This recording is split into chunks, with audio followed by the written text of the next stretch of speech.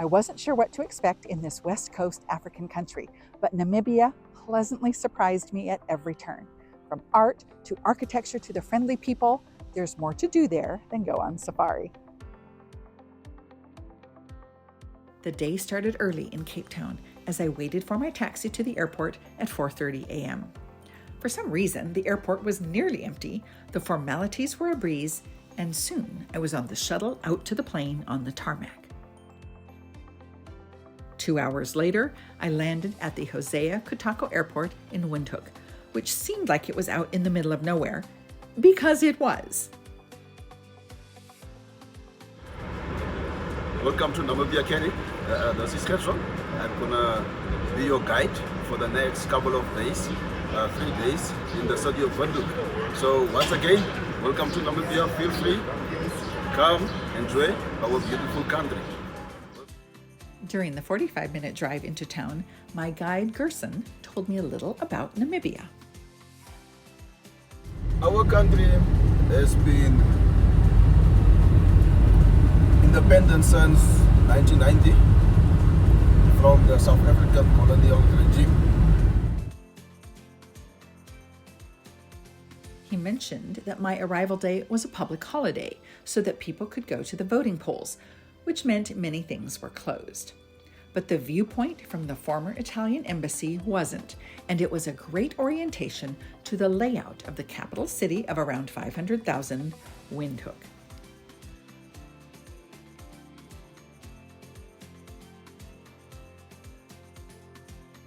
On another nearby hilltop, we stopped at Heinitzburg Hotel, a former private castle built in 1914 and converted into a boutique hotel in 1993.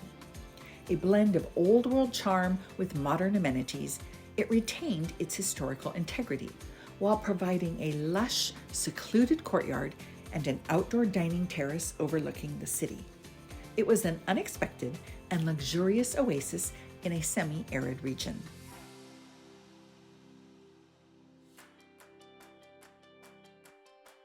One of the most recognizable landmarks in Windhoek was Christ Church, which was also closed. Standing as a reminder of the German colonial period, it was originally called the Church of Peace when it was built in 1910. The oldest evangelical Lutheran church in Namibia and a national monument, it is located on a traffic island so that it can be admired by passers-by from every direction.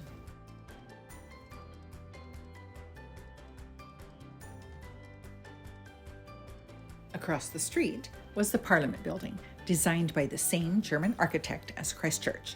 It overlooked beautiful manicured gardens, also closed, which were laid out in 1932 and featured an olive grove, indigenous plants, and bronze statues. The shade looks so cool in the heat of the day, I really wanted to jump the fence, but Gerson explained that the closure was so that the vegetation could have time to grow without public interference.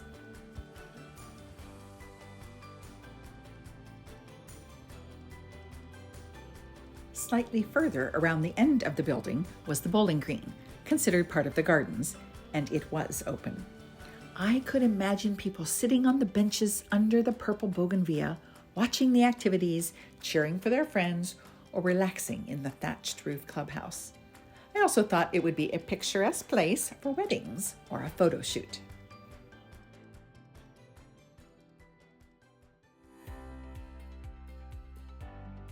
On to the 1912 Old Cape Dutch-style railway station and museum run by Transnamib, also closed.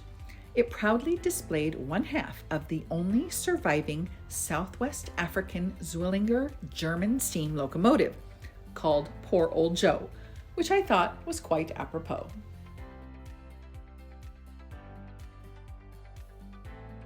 Other locomotives on display included what used to be a white wooden cargo wagon, several versions of the yellow repair and maintenance vehicles, and my favorite, the brown armored inspection patrol car, perhaps a precursor to Tesla's Cybertruck.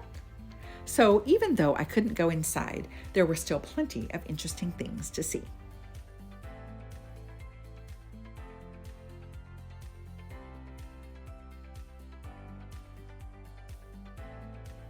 With so many things closed, it made sense to visit a shopping mall, of which Windhoek had several. Modern, with grocery stores, numerous independent boutiques, national and international chains, and restaurants. It was a nice way to see the local people enjoying their day off.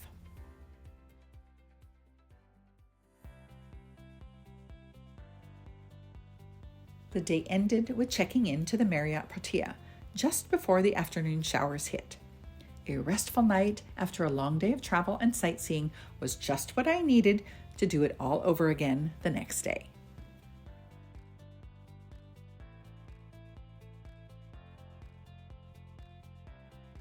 Now don't go away. My non-safari African adventure continues on day 2 in Windhoek on the next Ms. World Traveler Goes on vacation. But in the meantime, here is a question to ponder. Is it really a vacation if you're working? Not sure we'll get that figured out, but it's a good reason to come back.